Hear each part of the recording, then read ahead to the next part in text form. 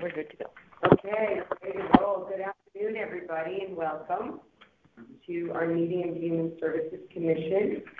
And before we get started, I'd like everybody to please stand and give a pledge of allegiance to our flag.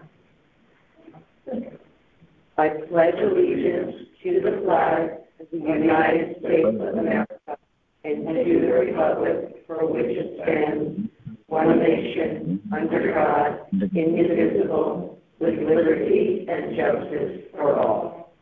Thank you. Again, I would invite everybody to please read our mission statement.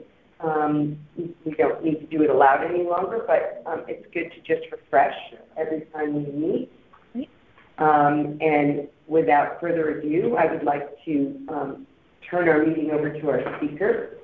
Our distinguished speaker for this month is Ramon Abasto, Veteran Services Officer, who is going to be resident with us here in the Bigelow Center for Activities, which is so wonderful. He heads up the Connecticut Department of Veterans Affairs here for us. Wonderful resource, great honor for us, and we look forward to hearing what you have to say. It's an honor for me to be here as well. Thank you very much. As stated, my name is Ramon Augusto. I'm with the Connecticut Department of Veterans Affairs. So I actually work for the state of Connecticut, but I am accredited by the federal VA to do claims. And the claims that we do are not only for the veterans, it's also for the surviving spouses. So we have a mention now. I also have my office is right down with a flag on.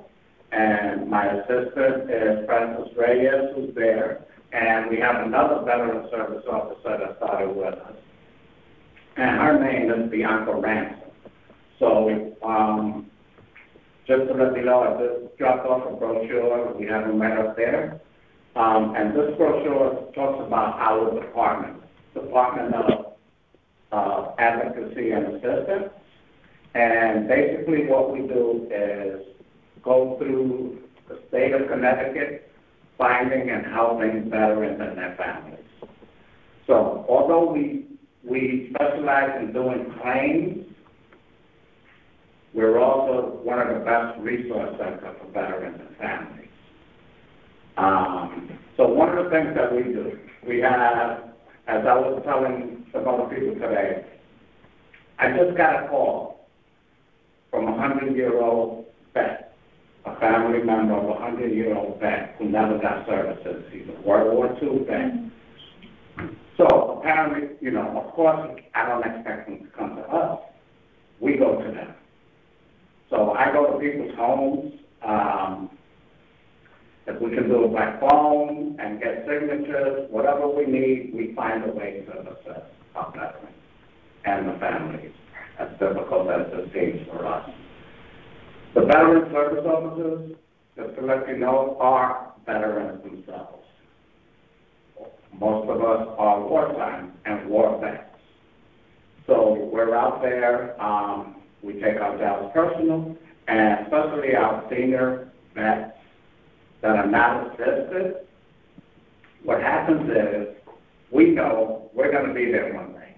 So I want someone like me helping my family when I'm at that stage. So forth. And that's the other reason we take it personal. One of the things that we do is when we evaluate a client and how we can help is we look at their DD-214, the discharge papers, marriage, the situation. So different benefits are given by, some by finance, some not. So there's different ways. If they've been injured, hurt, or something happened in the military, we're able to help them and get some benefits. What is it when I say get some benefits? They can get health care, they can get paid on a monthly basis for injuries. Right now, we hear a lot about the PACT Act and Camp Lejeune.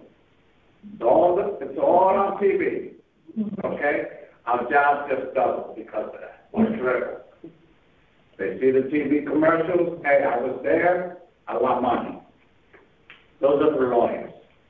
So what happened? If you was exposed My Vietnam vets were exposed to Agent Orange. Agent Orange causes significant illnesses, type 2 diabetes, Parkinson's disease, certain cancers, certain brain, all kinds of things. So we put in claims for that. So when we put in the claim, now we're able to get the money as well. So I use a terminology of 30, 70, 100. So if I'm able to get a client 30% for an ailment that occurred while they were in the military, their family is dependent, most times just the spouse, unless they're younger, is able to add into that claim as well, where she's able to get like another $100, $200. 70, he has no more bills, or she has no more bills at the VA, which is significant because I work for the state, so I have my insurance. My insurance is for the state, but I'm also a disabled veteran. And once you're over 70%, I can go to the VA hospital, and I have no more bills. I don't have to worry about medical care. My wife does. So I use state insurance. If I get 100%, I don't have any more medical bills, neither does she. So that's why I use those three numbers, 30, 70, 100.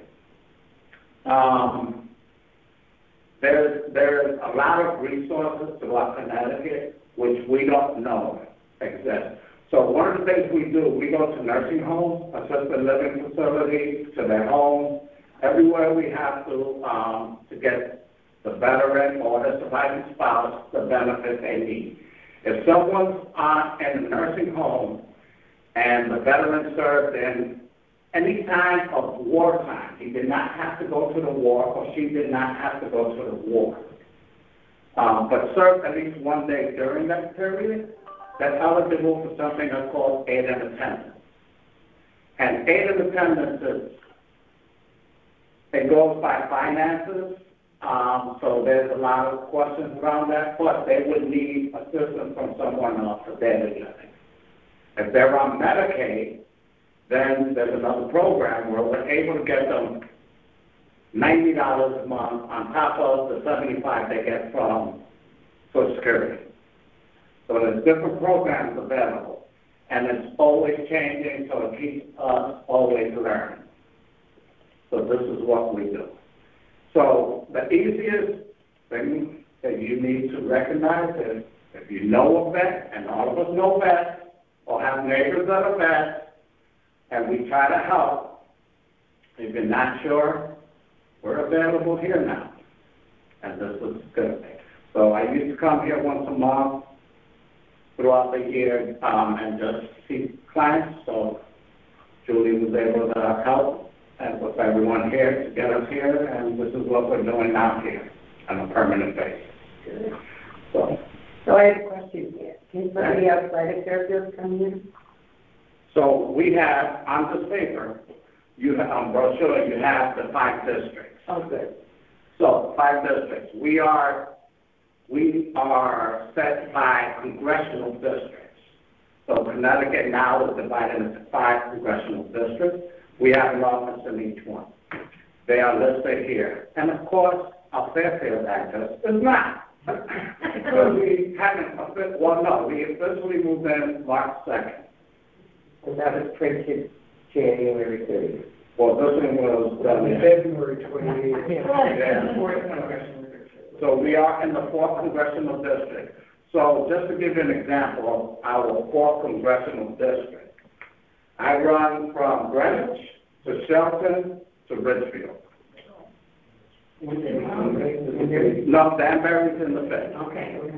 Close. Yeah. And there's 2 of you. And there's 2 of us. Doing that work.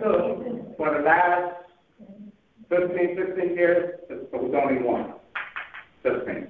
I remember Ann James. Ann James is in the 3rd now. Oh. I knew you would, and we do. I think I've seen you before. Yeah. Well, I had a home care business, and Ann used to come. Yep. Yeah.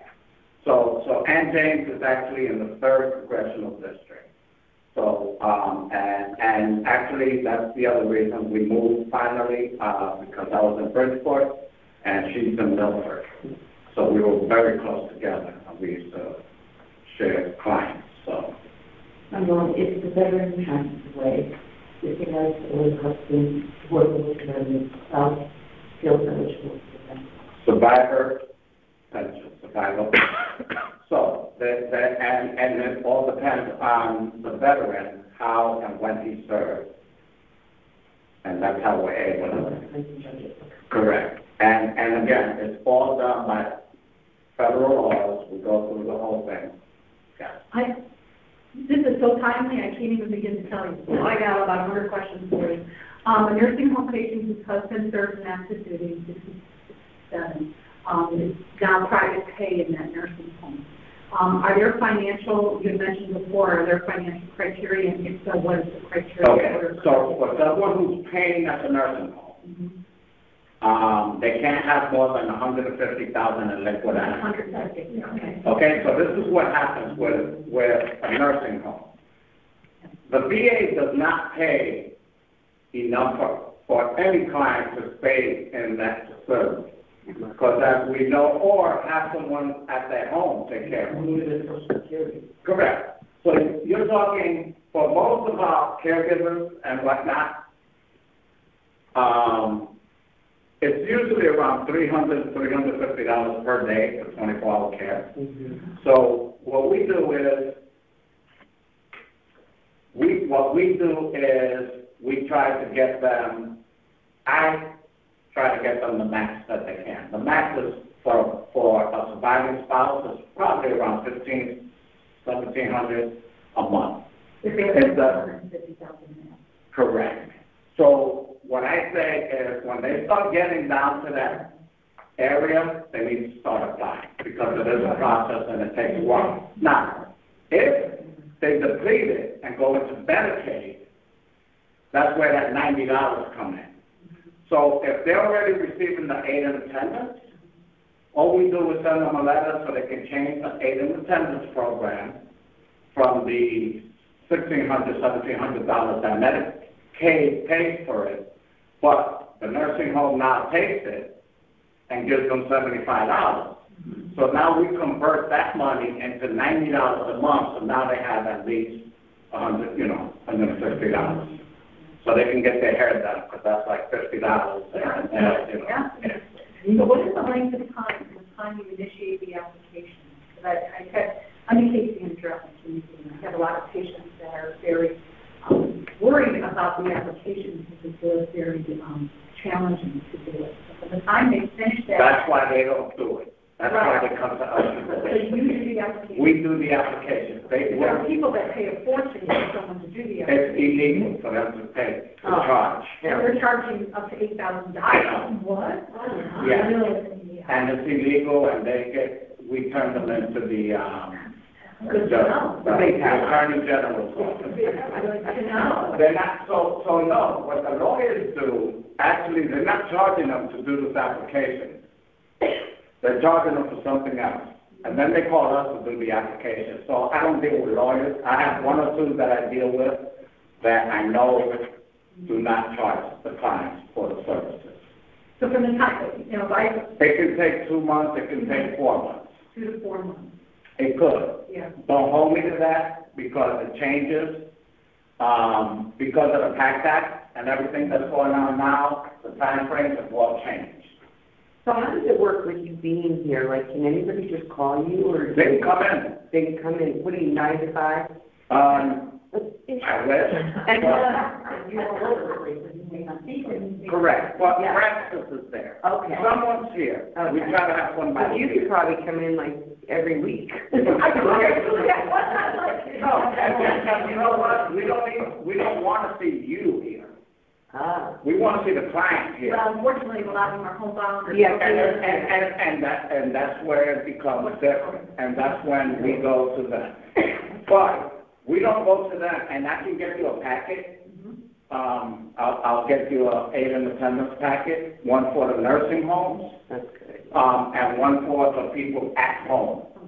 Right, there's 2 different packets. And there's a checkoff list that we use. Once they have everything on the checkoff list, then I can make a visit.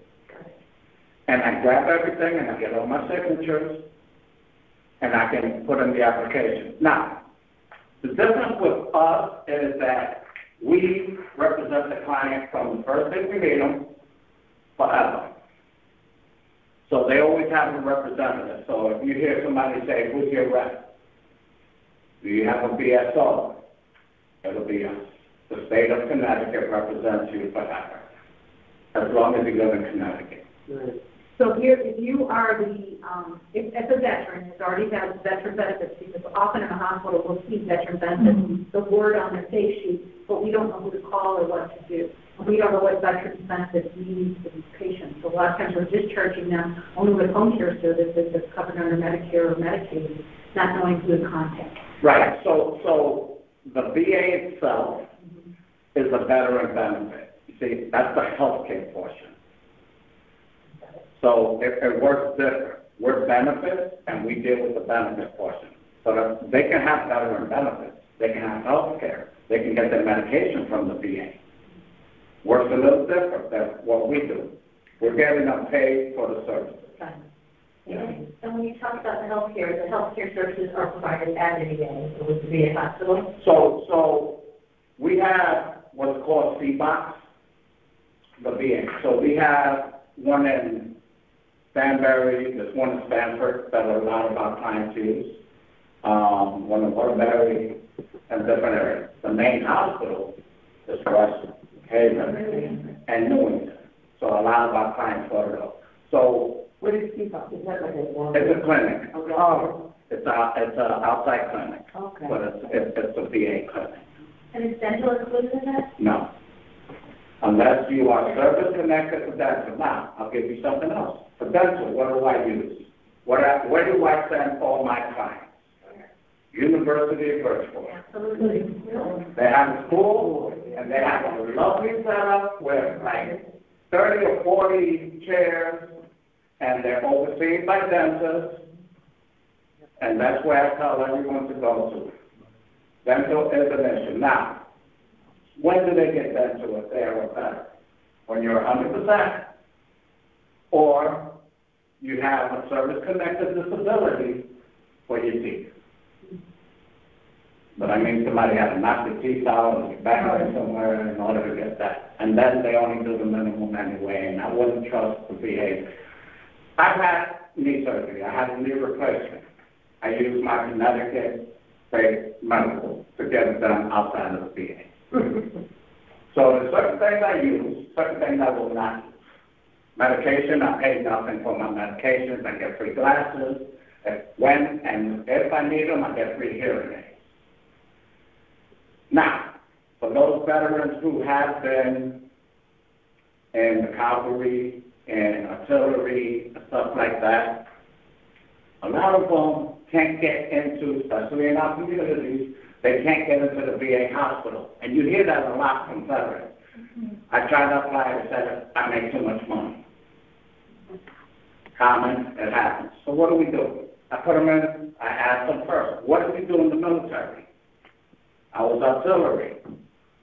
I was in the tank the whole time. Okay. I was on a helicopter. I was a pilot. All right. So you was running all these loud noises. How's your hearing now? My wife says I'm deaf. I'm not talking about selective hearing. All right. We're talking about, everyone has selective hearing loss. I tried on my wife, so that's, that's family, they throw it to her. So what we do is, we put them in for a claim for that. Now, the way it works at the VA hospital, if we're putting them in for a claim for hearing loss, they're going to send them out to get a test. Also, tinnitus is big. You got ringing in the ears. I've had it since I've been out. I had no idea I had it. I learned to live with it.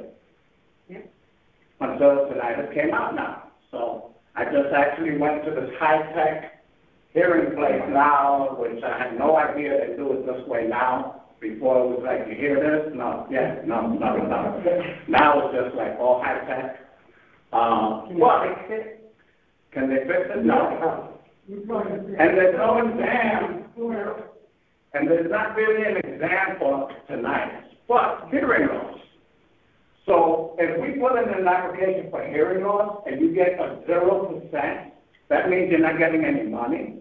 But they recognize that it happened or could have happened while he was in the military. Now you can go to the VA hospital for health care because you are service-connected disabled. But you don't get the hearing. Yes. You will get the hearing if you're 0%.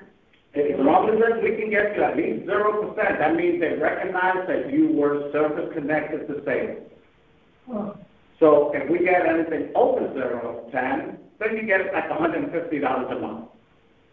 20, 30. So that's monetary payment versus the coverage. Correct. That's why I'm here. No, it isn't. It depends on how bad your hearing loss is. Okay. So it goes that way. Okay. And then they have the numbers that they use.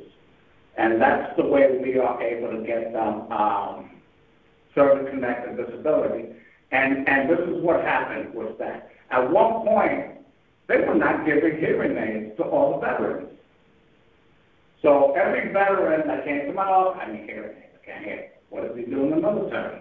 I was in the tank all day, I was doing this, I was in Humvees and everything noise. The Navy guys, in the ships, submarines. I'm like, okay, let's put this in. We put in so much that now, as long as you are in the VA system, you'll get free hearing aids. So this has nothing to do with that, but back to Mary Ellen's spouse who's in a nursing home, who's doing private pay. Yep. Complete the application. Would that go retro to her stay? Would it go retro to when the application goes in, if approved? Like, how's that going to work? So if they're over 150,000, we're not supposed to put it in. But as soon as they get 149, and it keeps changing, because at one point it was 88,000, then it went to 120, now it's like 150 something. Okay? And that does not include the house or the car. Okay? So what happens is, we put in an intent to file. So when we put in an intent to file, that gives us a year to apply. So they will take from that time, if we take 5 months to put in the application and all that, it goes retro from when we apply. And then $1,600 a month. About. Correct, around there. And does that apply to home care as well? So now, once they're in the VA system and stuff, the veteran, there is home care at the VA hospital. There's a program now that helps home care. Aid and attendance is used for home care as well. Unskilled. Like a companion or home helping. Correct. So what we do is, the aid and attendance program is tricky, where you're going to see where they ask your recurring monthly medical expenses. So we pay secondary insurances. That's a recurring monthly medical expense. The biggest one is the caregiver. Now, and this is the problem we have. If you don't use a organization, a caregiver facility, then what happens? They get a neighbor or someone from somewhere else, another country, and they don't want to sign a paper that says you pay them $5,000 a month. On the paper that needs to be signed does not ask for their Social Security. So they don't know who that person is. They don't care who it is. They just want to know that they're getting services. So that's the way I go about it. I do whatever I can.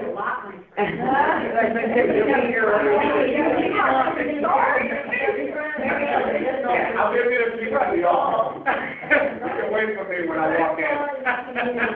Well, the beauty is it's free, your service. Our services are all free, and there's things that pop up that you have no idea. Somebody asks, just ask. Right now we have phone numbers, but we don't have phones. So feel free to call us. You got a ribbon cutting. We got a ribbon cutting. Everybody, if you can make it, to have the commission there would be awesome. We're gonna have the commissioner there. I have people coming from different places. You'll probably see some familiar faces there. Nice. It's gonna be a lovely partnership here. We've helped a lot of people in the area for years and years already, and now it's just a lot easier. And yes, we're gonna have questions, and as soon as I walk out, you're probably gonna say, but I'm gonna go out and then I'm running. Thanks, Ramon. Thank you. We go. Can I ask one? I'm sorry, sir. Ramon, You mentioned insurance, that's all right. and I was just curious. Joe is one. I was involved with the City Bar Association in New York, where there was pro bono committees that assisted organizations like yours as far as helping claimants file their appeals to get benefits. Right. And I was just curious, do you have that as a thing around here in the Bridgeport area? For example, it's the Bridgeport Bar Association. Do they ever go, committee that does bonus bars? You know who's the mayor in Bridgeport, right? Well, So we all know.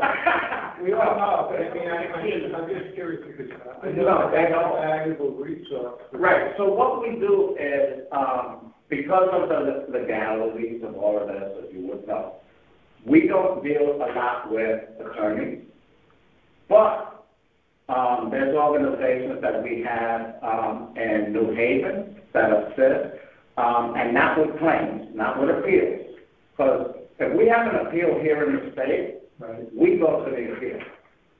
So you will do all the work, the background work, and... We have to do everything, yeah, and the appeals are done in New England. Okay. When they go to Washington for the Board of Appeals, that's what we don't touch. Well, then who touches it then? That's when they have to get an outside lawyer, and they usually get charged for that. Okay, well, that's what I was just wondering. Yeah, so that is That's, I would think, an opportunity for your office to pursue, because I would think pro bono, well... They have an organization, and I can get you the information. Okay. In New Haven that does Pro bono work. pro bono work, getting veterans upgraded, getting, I've had instances where we needed lawyers, yes, it goes through them, and that's one agency that's already dealing with the VA itself, and some of them I guess. So that's the VA thing, dealing with that. But, it's private, we can't. Because us, we're an organization working for the state, so we help the state. Okay. State residents and all of that. Yes, ma'am. I'm just curious, do you have families that you serve that have their veteran was in World War I? No. Oh, We don't have any, I don't know any more World War I. I had it in the beginning. I just asked because I happen to be a child of a World War I veteran. Okay, so what happens is, and I'm not saying we don't have, we've had them, but the children, they don't get any benefits. I didn't want any, but I really Right, oh, yeah, I've been here long enough where, yes, I've had a couple of World War I, very few, 20 years ago, but now, I'm dealing with a few World War II, so when I get a World War II vet that no one ever helped, I gotta run. I run to them, and their families, and then I try to help them. All they met, do you do a way back, do you do a look back on all those years that they missed? No, we can't, Oh, because it's from when you apply, yeah. and that's where the intent comes out. And even the intent to file, it only gives you a year. I'm just curious, because when my dad came home, Mhm. he enlisted in the National Guard. He was in the National Guard here for 20-some-odd years. The reality is he actually got a pension Through the National Guard. through the National Guard. Right. So he gets it because the National Guard is actually run by the state. Yes. Reserve. So, for those that have kids or grandkids and all of that, just to let me know, if they decide to go into the military, if they go into the reserves, or they'll go into the National Guard, and they never get activated, they can't get any of these benefits. What do you mean activated? This is my uncle. He was activated, Yeah. for Korea. Okay, so he went to Korea. Actually, no, he didn't. He was activated for World War II. Right, He was in the 192nd. but did he go to World War? Okay, so when they're activated, they're deployed. Yes, but with him, the caller, he was too old, so he was discharged the morning that he was inducted. Mm-hmm. Same thing happened again, Korea. for Korea. Correct. So what happens is, when they're activated, that means they're sent. They go. And when they go, when they come back, they get, when they're in the National Guards or reserves, they don't get a DD-214. The only time reservists get a DD-214 or National Guard is when they go to boot camp and school. That doesn't count, that DD-214. That's only for training. It's when they're activated and they go. They come back, they'll get a DD-214.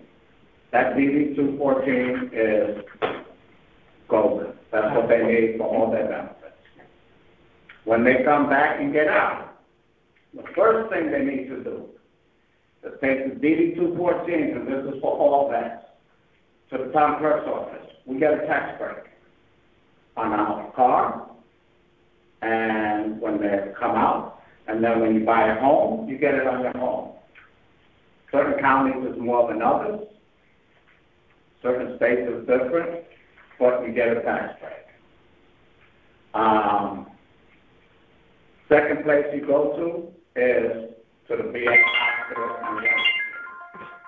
They have to register at the VA hospital, because once they get out, they get at least 5 years health care for free.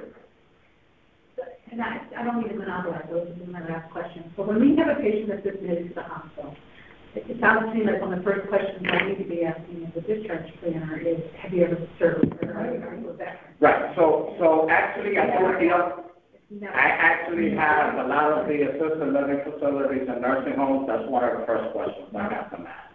Yeah. And then they give us the information so we can get them help. Yeah, but if it's not asked in the hospital, they don't go to assisted living or nursing home and they're going home, they don't know about it. And I think they qualify. They should. Yeah, they should. We're not telling them. Right.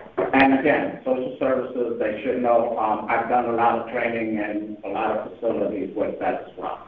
And some of the agencies will ask that too. Yep. I have a little bit different question, two things. One, who would I talk to? I'm a chaplain, I'm a rabbi, and I've been trying to volunteer at the VA hospital. Nobody ever gets to me. Do you know someone, or who would I speak to there? They have a separate volunteer department. I know, and they never get back in touch, though. I've tried a few times, and I'm like, get nowhere.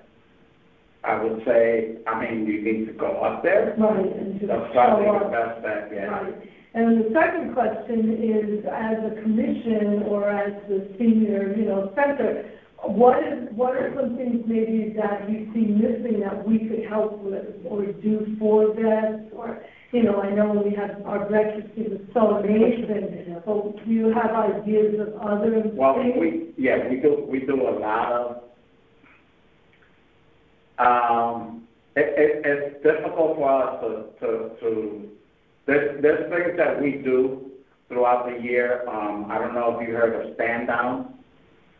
They do it every year throughout the whole state of Connecticut. We used to have the whole state of Connecticut go to Rocky Hill. We have all the buses coming from throughout the whole state. Everybody jumps on the bus, all the vets, and they go to Rocky Hill, and we have all the organizations there. Because of COVID, we changed it. Now we have it in every district. Mm-hmm. So the first year we did it at Port 5. For the first 2 years, Port 5 is too small for us. It's lovely. Yeah. So we changed it. We did it at UV. last year, successful, great. It's usually at the end of September. And you will hear about that. That will be posted everywhere. And it's called Stand Out, and we do it there, and they are going to do it there next year. This year, sorry. I won't be here next year. I'm retiring.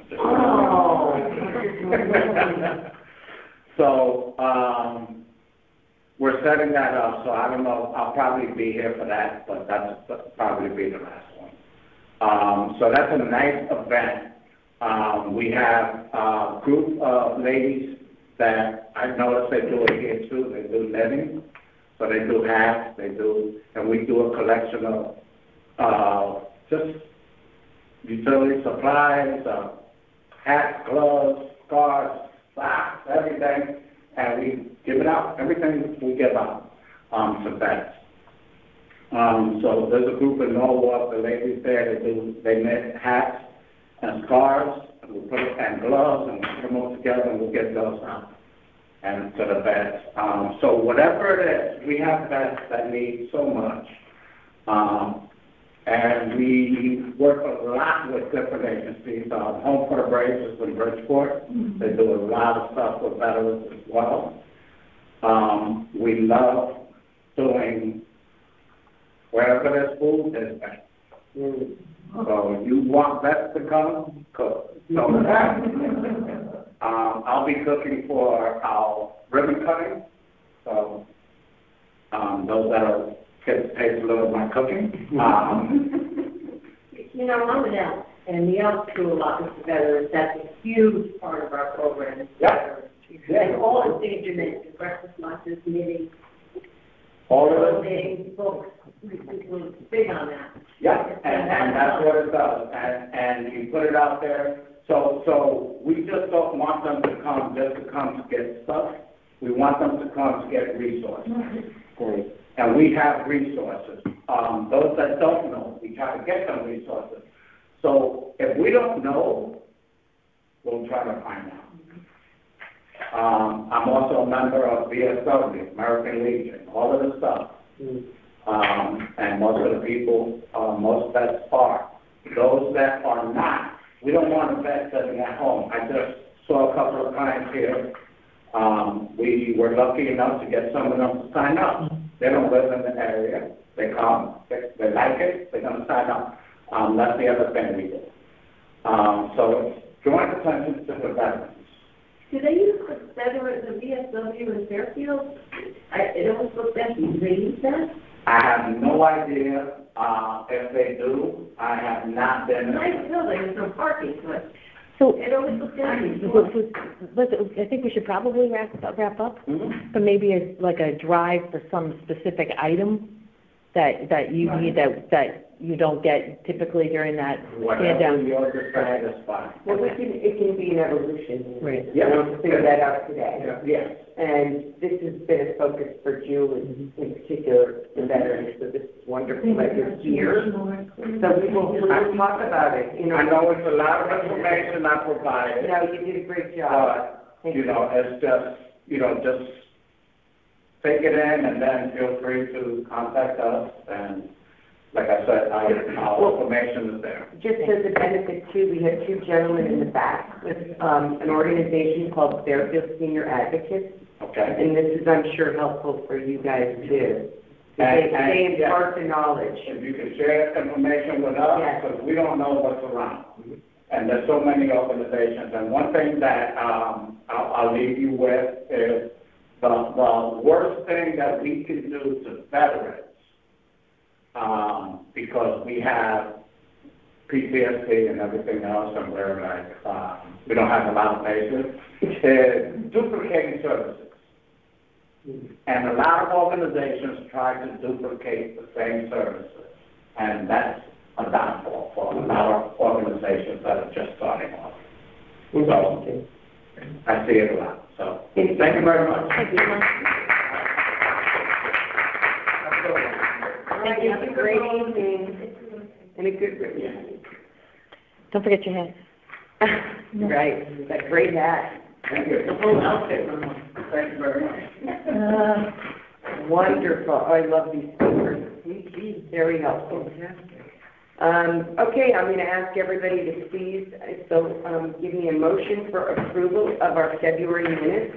I have a couple. Joe has a comment? Comments, I'm sorry. No problem. Just a few, Sheila. I was just wondering, the first one that we talked about, when Beth Parrish was here, there was reference to her explaining the needs evaluation survey conducted and recommendations and initiatives. I was just suggesting we may want to indicate who that was done by. Was that done by that Southwest Regional? And I didn't know who the survey was actually done by. Oh, I have that written down, yeah. Okay. See where I am? I'm sorry, Sheila. I have no idea who did that. It's the first line of that, where it says speaker Beth Parrish, and then it talks about it. Okay, and who did the survey? And I'm just wondering who was done by. So she's 14 senior center, she represents from each town. American, I can't even read my own writing. I think it was probably the state task force on senior citizens. AARSA is what I wrote down. Are you familiar with that? I'm not. Okay. I get what you're saying. I'm not sure, right, that we could reach out and ask. I'm not sure she mentioned it. I don't remember her saying. Well, I wrote that down. I just wanted to clarify. And I just have a few more. One was under new business, Sheila, where it was the third bullet where Concerto will forward to 8:40. I think it should be a 30G meeting. Mm-hmm. Yeah. And the other thing is just a question on my part, where it says department update. The third bullet, it says evictions are up and hoarding is an issue. I got confused by hoarding, I'm sorry. That's what Carol said. Hoarding is under the health department. Right, but What is that? I'm sorry, what is that? when people collect things and crowd their house. Oh, I see what you're saying, is that people at the house, okay, I'm sorry. Okay, I get it. And that's why evictions are up, so that's why that was mentioned, yeah. Okay, that's it for me. Perfect. Joe, that keen eye, thank you. We're going to need that. It's a really good one, yeah. Someday. So do I have a motion to approve the minutes with the changes? So second. All in favor? Aye. Any opposed? Great, thank you. Who's on the phone? Marty. Hi, Marty, sorry about that. Hi, Marty. No problem. Thanks for showing up. Oh, absolutely, my pleasure. Where to help? Well, nothing as far as senior citizens are concerned, but the thing that they're doing right now is they have a whole new program that they have to do in terms of health with restaurants, anything with food. They have a whole new computer program that they're learning, and that's what they've been focusing on. And what does that do? Back restaurants and, New inspection forms, they have a new website, they have a new food code, and they're all in the process of learning how to use that now, the new one. So that's what That could be an interesting topic to bring to the commission. yes, and we see how safe are our restaurants. There we go, before the store Not sure that's in our area, but okay. Yeah. Old people eat us, yes. Or all people. This is human services, yeah. That's right. So that's good, yeah. Anything else? No. Thank you. Now, they said that, they discussed the fact that everything is kind of quieting down now, with, like, various like. Thank you. Yeah, because I talked to him this morning, and he said that things were kind of quiet. Good. Thank you, Carolyn. Marty, do you have a report for us, Commission on Disabilities? I absolutely do. So again, hi everybody. Hope you're doing well and staying warm. I'm staying warm here as well. So Let's make it jealous. That's right. So the Commission on Disabilities met on March 14th, and they reviewed the ongoing RTM initiative regarding tax relief for seniors and persons with disabilities. And they spent quite a bit of time talking about the survey that they conducted in concert with Sacred Heart. There was discussion to expand the survey. I guess presently there were 40 residents that were surveyed, and they want to expand the survey beyond the present 40 residents. and they said they'd be following up with the students and look at, in addition to expanding the survey, the best use of the technology and getting the survey out to larger numbers. So, well, I guess they feel that the Sacred Heart students have the technology to get that survey out to a large number of people in the greater Fairfield area and get feedback that'll be that much more valuable considering the number of people that would be involved. Tom Brennan, I guess he's a Town of Fairfield ADA compliance officer. So he was a guest of the commission. And he talked about the ADA, and there was an agreement that we need to raise the profile and awareness of ADA and folks with disabilities. And there was a discussion of a need for an updated town ADA evaluation plan for Fairfield town buildings and facilities. And looking at what's current, what's missing, what resources are important to have available, and looking at developing a directory or resource guide of the businesses and the Fairfield stores that demonstrate that they embrace ADL with specific criteria to be determined for inclusion in the directory, which I think would be extremely helpful. And we talked about really getting that out. So that would not only help people who would benefit specifically from it, but would also motivate the stores and businesses to do more to ensure ADA compliance. We also discussed an ADA anniversary event in July and talked about that being introduced by flyers and included in the First Selectman's email. And we'd want to include area businesses and stores, obviously, for that. And again, the idea is to motivate the businesses and stores in the area to be more sensitive to the needs of individuals with disabilities and to ensure that they are ADA compliant. What Tom Brennan was talking about is that as the Town of Fairfield ADA compliance officer, he has much more clout in regard to Town of Fairfield facilities, not the same level of clout with Fairfield stores and businesses, although there's a certain amount of clout that he has. But again, if we're able to help the stores and the businesses, first of all, be aware of this and be sensitive to the needs of people with disabilities and recognize that there's a real benefit for them to be ADA compliant, we feel that would be effective. So that was basically the meeting. Was a good meeting, around 2 hours, and that's my report. 2 hours, gosh, that's great. And your meetings are by Zoom, right, basically? Well, actually, they're on the phone, like this, yeah. Well, yeah. So we've had, both of the meetings that I attended were by phone, but, I'm sure there'll be meetings in person. Good. Excellent. Thank you so much, Marty. You're very welcome. My pleasure. All right. We have Lynn in the public comment today to talk to us about the Friends. Come on up. Okay. Give us an update. Well, we just had our St. Patrick's event. It was a lot of fun, and I don't know how much detail you want, but we spent less than $100 on all those decorations, and we got over $500 for the. It wasn't really meant to be a fundraiser, but we threw in I made a couple of raffle baskets with gardening things, and altogether, like I said, we spent less than $100, and we got like $540 some odd dollars. But more importantly, everybody, it was a nice time. I get it. Yeah. And the next event is 4th of July, or around 4th of July, we'll have a barbecue. There'll be more information about that at a later date. So thank you. Please do me a favor and identify your full name for Sheila for this minute. Oh, sorry. I didn't No problem. Okay, Lynn Macmillan, MacMillan. I'm Secretary of the Friends Board.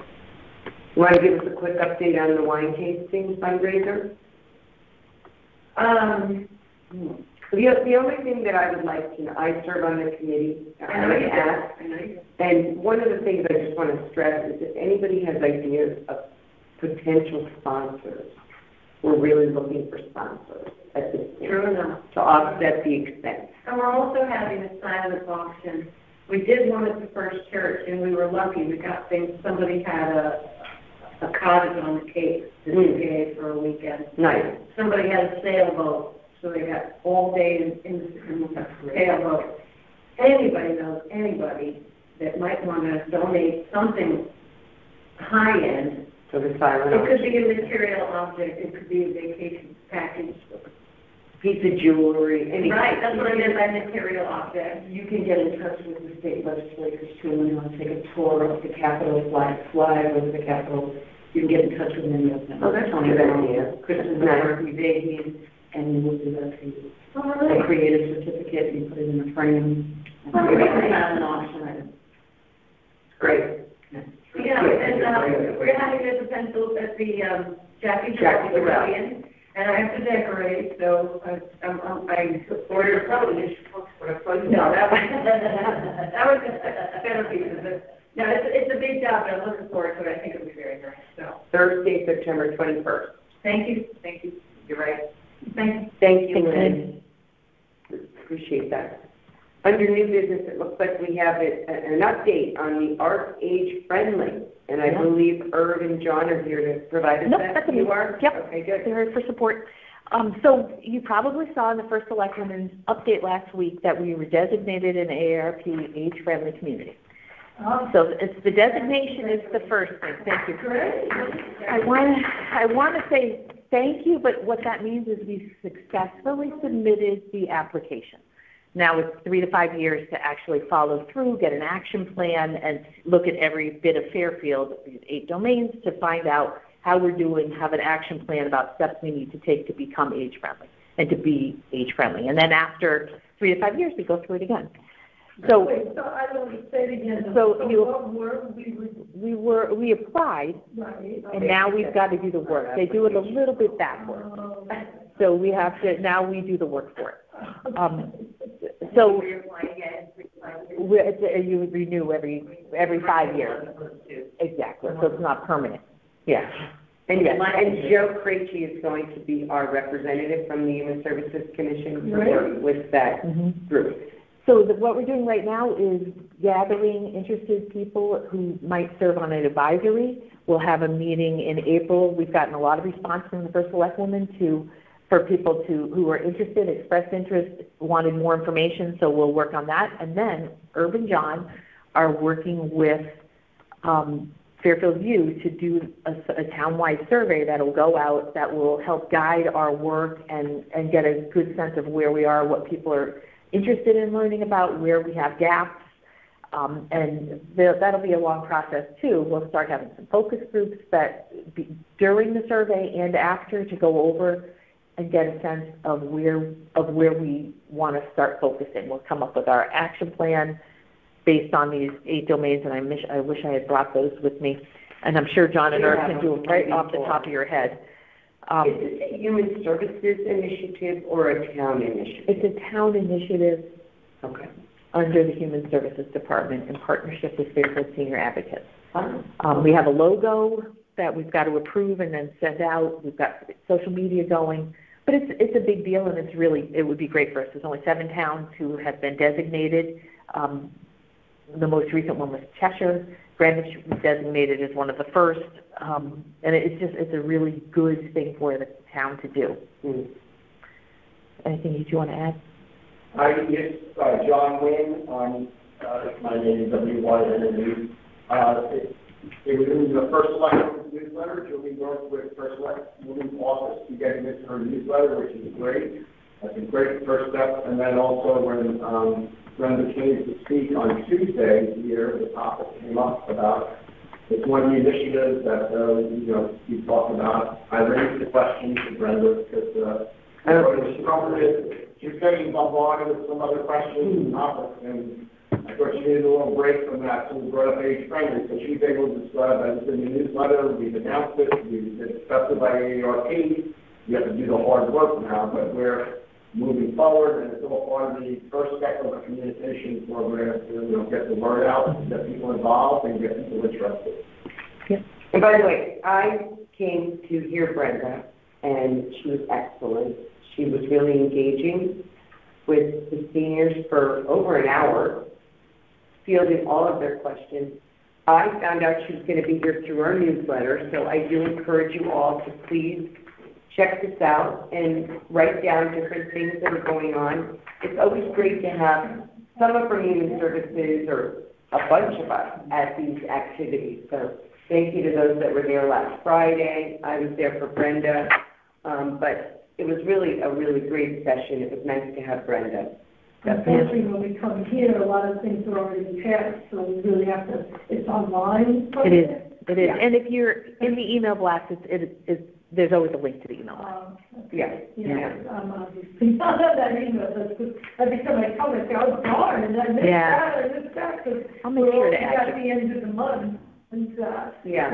It's helpful. Do the Fairfield have a town webpage where we can post your bigger programs that you want, get a good attendance for? There's a town calendar. We use the First Selectwoman's updates for that. Yeah, I used to. Yeah. On the town's website, the bigger events that Right. we do. Yeah, just so far it's a town calendar, but we do our email blast and hers. I don't know if the new website will have that capacity, but. Then I would have to remind them to run it, again, because we get pushed back a bit, so you can get me up for a bit. Right. Well, we know Laura got the 28th, which is. Yeah, well, I think Julie's gonna mention that. Yeah. Yeah, is that what? It's 11:30. Under Veterans Yeah, it is. Affairs? Okay. So it's at 11:30 on Tuesday. The Veterans Affairs Office is putting that together, and we're helping them set up, but they're running the program. This is their baby. We'll start in the cafeteria and go down to their office, and they'll cut the ribbon. Brenda Kupchik will be here. I'm sure some of our local delegation. But this is a really big, it's a hard time today. I get that, but to have them here, is a really big deal. Mm-hmm. There's such a great need, so I'm excited about this, and I'm excited about the ribbon cutting. I'll be on a business trip, so if somebody can. I'm gonna try. That's great. Great. I'll be here, even though it's interfering with my. Oh, Joe. Half-hour talk shows, you'll be in. But I want to dress appropriately. Anything else under Veterans? No, okay. All right, so Julie, can you give us our department update? Department update.